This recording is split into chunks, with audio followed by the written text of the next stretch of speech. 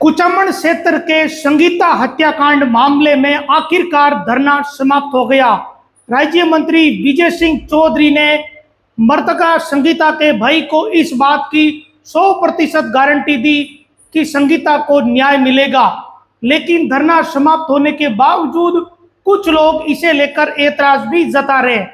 ऐतराज इस बात का है कि अचानक धरना समाप्त कर दिया गया। हालांकि संगीता के भाई साथ जो बातचीत की और जो सहमति हुई वो सबके सामने हुई। संगीता के भाई ने मंत्री जी से कहा कि क्या संगीता को न्याय मिलेगा, क्या आप गारंटी लेते हो, जिस पर मंत्री विजय सिंह चौधरी ने 100% गारंटी दी। और इसके बाद ही मृतका के भाई ने कहा कि मैं मंत्री जी से सहमत हूं, और इस तरीके से गत देर रात्रि में यह धरना समाप्त हो गया। लेकिन इसके बावजूद देर रात्रि करीब 1:30 बजे तक लोग वहां बैठे रहे। इसके बाद चितावा थाने के बाहर से उन लोगों को हटा दिया। किन परिस्थितियों में हटाया इसे लेकर कोई ठोस जानकारी नहीं है, लेकिन ये बताया जा रहा कि जब धरना समाप्त हो गया इसके बावजूद लोग बैठे रहे तो पुलिस ने वहां उन्हें हटा दिया, और आज भी लोग वहां पहुंचे, इस तरीके की खबर निकलकर सामने आई।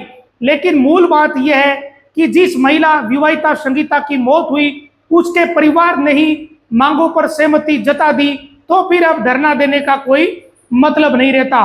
कल रात्रि में मंत्री विजय सिंह चौधरी और डीडवाना कुचामन की एसपी ऋचा तोमर के साथ मृतका के भाई सहित अन्य लोगों की वार्ता हुई जो चितावा थाने के बाहर धरने पर बैठे थे।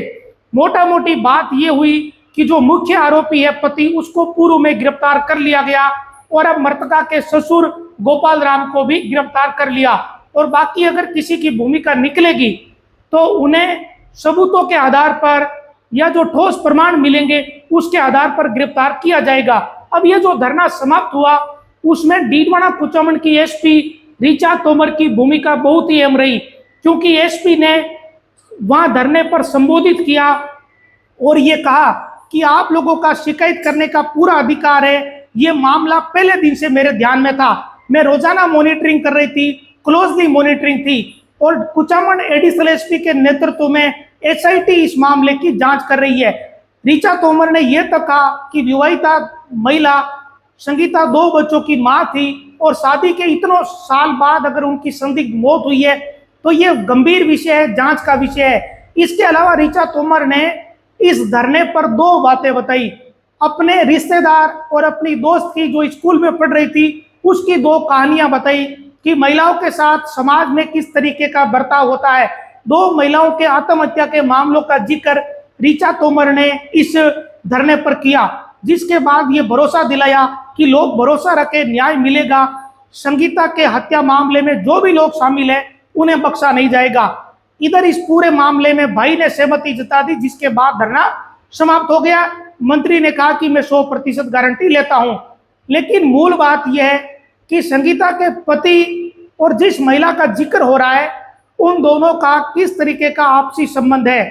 क्या उन दोनों के आपसी संबंधों के कारण संगीता ने यह कदम उठाया या संगीता के साथ यह घटनाक्रम हुआ। सुभाष जो कि लालास गांव का निवासी है, जो दिल्ली पुलिस में कार्यरत था, जो गिरफ्तार हो चुका है, उस सुभाष का दिल्ली पुलिस में काम करने वाली या कार्यरत महिला कांस्टेबल के साथ कैसा संबंध था जैसा उस पर आरोप लग रहा है। क्या कोई प्रेम प्रसंग था, क्या लिंक था जिसके कारण संगीता असहज हुई, आहत हुई, उसे लगा कि उसका पारिवारिक जीवन या उसका वैवाहिक जीवन डगमगा चुका है। सुभाष ने कहां चूक करी, उस महिला के साथ कैसे सुभाष के संबंध थे, क्या वो महिला बराबर की भागीदार नहीं है। ये कुछ सवाल जरूर इस मामले में अभी भी बरकरार है। इधर इस पूरे मामले में मृतका के भाई ने 21 अगस्त को मामला दर्ज करवाया था और ये कहा था कि संगीता की शादी वर्ष 2019 में 17 जनवरी को सुभाष के साथ हुई और मेरी बहन को ये परिवार प्रताड़ित कर रहा था, दहेज मांग रहा था, और इससे आहत होकर ये कदम बहन ने उठाया और हत्या करके आत्महत्या का रूप दिया, जैसा कि दहेज हत्या के मामलों में मुकदमे होते हैं।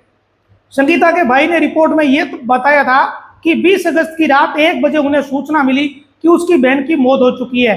अब इस पूरे प्रकरण में 2 गिरफ्तारियां हुई है, पति और पति के पिता की।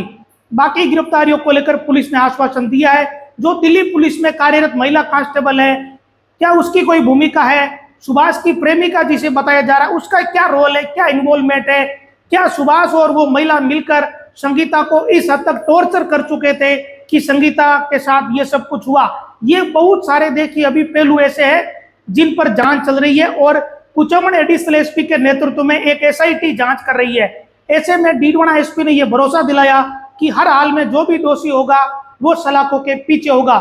इसके बाद ही ये धरना समाप्त हुआ। हालांकि बहुत सारे लोग ऐसे भी है जो धरना समाप्त करने को लेकर सहमत नहीं है, लेकिन जब परिवार सहमत है तो फिर धरना समाप्त ही माना जाएगा। अब आगे इस मामले में कोई अपडेट रहेगा तो आपके साथ जरूर साझा करेंगे। नमस्कार।